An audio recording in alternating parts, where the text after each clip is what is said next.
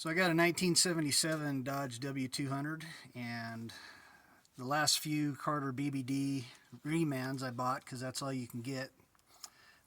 They were just garbage, and I thought, you know what, I'm gonna do this throttle body thing and give it a whirl. I call Howell.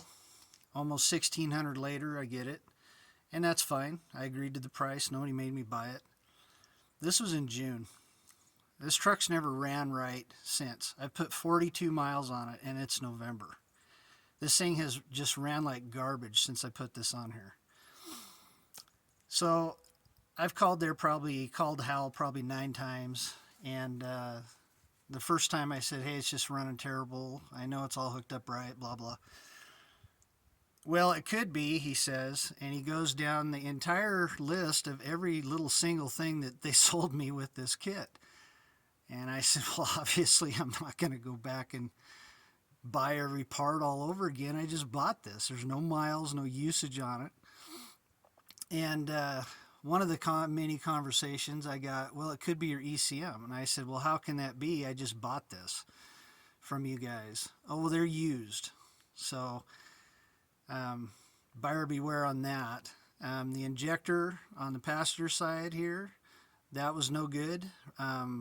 Found that out after a month of owning it, after going through all my wiring and whatnot. And, you know, my gas tank's been douched out. There's absolutely, and I didn't even really need it when I dropped it. I was surprised, but it didn't. But I douched it out really good. It's got a brand new sender, brand new lines. Replaced the filter, even though the one that Hal sent me with the kit was good. And this thing now, I come out and was going to fiddle with it and just check some more wiring, and I turned it and started, and then it died. And then it was wanting to start, acted like when something's flooded, even though I jumped it out here and was watching, and it wasn't flooding it out. But now, as of this moment, it just cranks. Will not start at all. So I got spark everywhere. I got juice everywhere I'm supposed to have it. So I don't know if the ECM went bad or one of these relays here.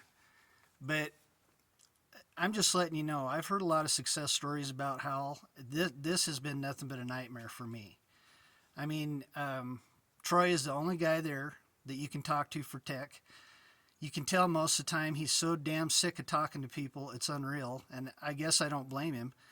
But if this was $200 or $300, I'd say, okay, lesson learned, and move on and, you know, put some carburetor back on it. But as it stands right now, I got almost $2,000 into this thing, and what I got for it's a dead truck. And I'm going to call Hal on Monday, and I'm not even really sure why I'm going to do it, because I know what I'm going to get. I mean, well, it could be, and it could be, and it could be. And look, I know he's not here. He's not doing any wiring testing and whatever else. But we get very detailed when we talk, and I tell him, you know, look, I got juice here. I checked this ground. I did this.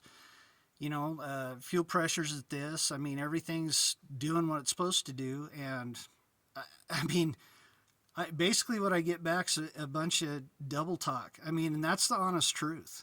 I'm not one to get online and harp about people or whatever, but companies. But this thing's been nothing but a nightmare since I bought it, and that's just no shit. It's just been a terrible system. Answers I've got have not even gotten close to any of the problems that I've had.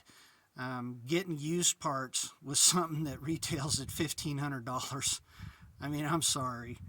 You know, when I can go buy a whole brand new motor from a junkyard for $800, you know, I mean, so anyway, anybody's got any ideas about this before I buy a Edelbrock Performer in the smallest 4-barrel I can find?